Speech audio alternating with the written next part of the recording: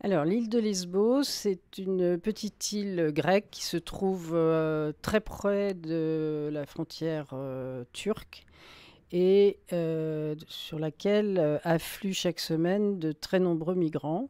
qui arrivent par bateau. Lorsque nous étions sur place, on parlait de 40 bateaux par semaine. Et nous avons été saisis de cette situation par l'organisation European Lawyers for Lesbos, qui organise la venue d'avocats bénévoles sur place pour conseiller les migrants qui veulent former des demandes d'asile. Au départ, Lesbos, c'était un hotspot aux frontières de l'Europe pour enregistrer les migrants, enregistrer leur empreinte, et c'est devenu un vaste camp de réfugiés, un camp qui était prévu au départ pour 3000 personnes. Quand nous étions sur place en septembre, il y en avait 12 000, et aujourd'hui, la presse évalue à 20 000 le nombre de réfugiés. Donc ce que nous avons vu, c'est en réalité un camp fermé, qui est le camp de départ avec les 3000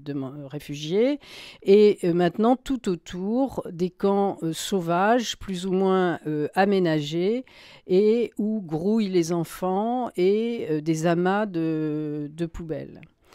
Ce qui nous a également interpellés, c'est qu'au mois de septembre, et ce chiffre est probablement totalement dépassé aujourd'hui, il y avait 1000 mineurs non accompagnés, qui sont des mineurs parfois très jeunes, autour de 8-9 ans, qui ne sont pas protégés la nuit, donc qui ne dorment pas la nuit, ce qui fait qu'ils dorment le jour et que même si quelques ONG veulent organiser des activités sportives ou éducatives, ils ne sont pas en état de les suivre. Les mineurs s'automutilent, développent des maladies psychiatriques graves, et on maintient cette population dans cette île au lieu de la déployer sur le continent, voire sur d'autres pays européens. Donc nous, en tant qu'organisation d'avocats, nous souhaitons interpeller les autorités européennes sur une situation humanitaire absolument catastrophique, et par ailleurs, sur le plan de l'accès au droit, sur la possibilité pour les réfugiés, les demandeurs d'asile, de rencontrer des avocats avant tout entretien avec des autorités, et par ailleurs que les droits des enfants non accompagnés soient respectés. Il est absolument incroyable sur un territoire européen de constater que des centaines d'enfants non accompagnés ne sont pas mis à l'abri, n'ont plus accès aux soins et n'ont pas accès à l'éducation. Alors, ce que nous allons faire, c'est d'abord interpeller les autorités européennes, et notre présidente se rend à la session plénière du Parlement européen le 11 février prochain